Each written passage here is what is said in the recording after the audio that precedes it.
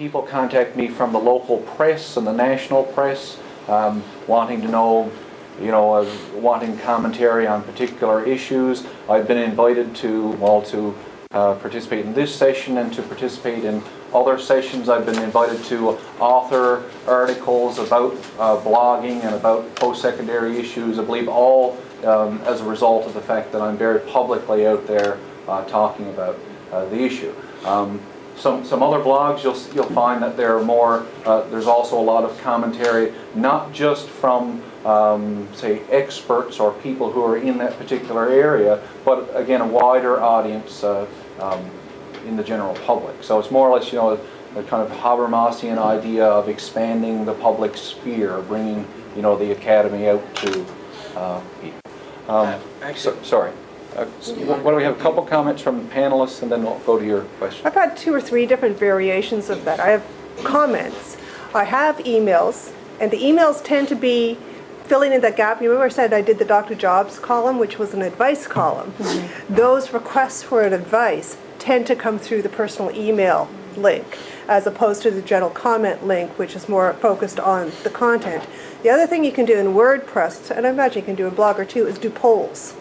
Right, yes. And I've added polls to several of my posts. One of them was quite interesting. I was asking, the thing was on, the post was on whether or not that universities should come clean, that so few people are getting tenure-track positions. Why don't we just tell our incoming PhDs that the chances of getting a tenure-track position with this PhD are far from guaranteed? Do you still want to do it? Or here are the other things you can do with a PhD in this field. And at the bottom of that post, I said, hey, if you had known that the chance of you getting a PhD, tenure-track position in this field was not guaranteed, in fact, unlikely, would you have still pursued a PhD? Well, 75% said no. And that is now spawning a whole other article and a whole other dialogue out of UA. Okay, in Canada, this has been going on for generations now. Should we be doing something about it? And it was through the poll that started to really come in bas relief. Okay, Michael, do you have a comment? Yeah, for me, a lot of it depends on not just topic, but how I go about writing it. I can guarantee that if I write a topic about charter schooling in the U.S., or particularly online charter schooling, I will get lots of comments, mainly because I'm very against it for the most part, and I write very much in that my biases show through in a very blatant way. So I can be guaranteed I'm going to get a lot of comments on that. A lot of the other ones, I'll get more email than I will comments.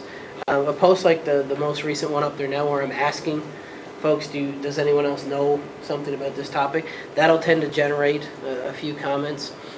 Posts about conference activities, particularly when others aren't able to attend the conference, tend to get a lot of comments.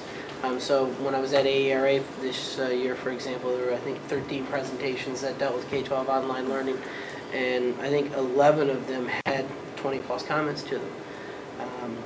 But it was just, it was, the academics that tended to be involved in that conversation. The more controversial the subject, the more traffic you're going to get. Whenever I talk about tuition fee freezes not being efficient or equitable ways to spend government money, I get a serious enough flame from the student group. So, it's also a good way of creating a resource collectively that would be onerous for 1 or 2 people. So on my site, one of the things we're doing is creating a resource of profiles of PhDs who got into non-academic work. Well, for one university or one person to compile that, who's got the time? But if every career center in Canada donates one profile, we've got a resource we can all use. And so that's just started now.